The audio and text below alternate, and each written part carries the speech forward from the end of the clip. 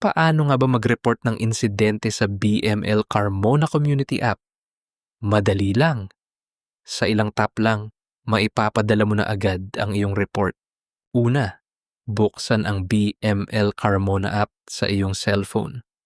Pagkatapos, piliin ang kategoryang naaayon sa insidenteng gusto mong i-report.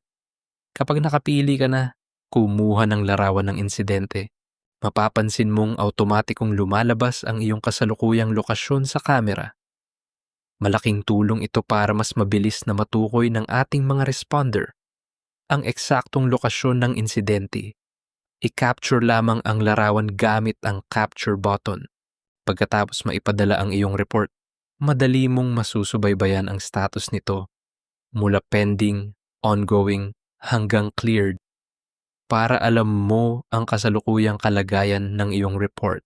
Kung mayroon ka pang gustong idagdag na impormasyon o nais mong mag-follow up, pindutin lamang ang chat button sa ibaba upang direktang makausap ang operator.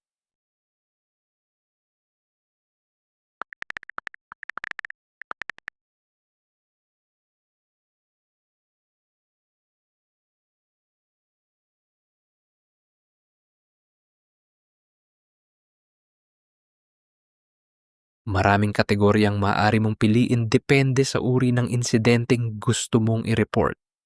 Kabilang dito ang reswe, police, fire.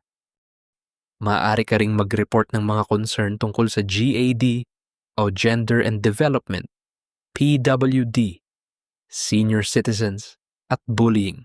Marami pang kategoryang maaari mong pagpilian.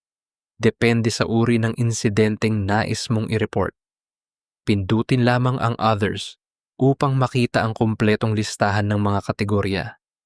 Makikita rito ang iba't ibang uri ng emergency, aksidente, kalamidad, mga concern sa komunidad, at iba pang serbisyong maaaring i-report.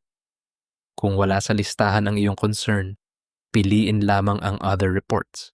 At ngayon, mas madali ka nang makakapag-report ng anumang insidente gamit ang BML Carmona Community App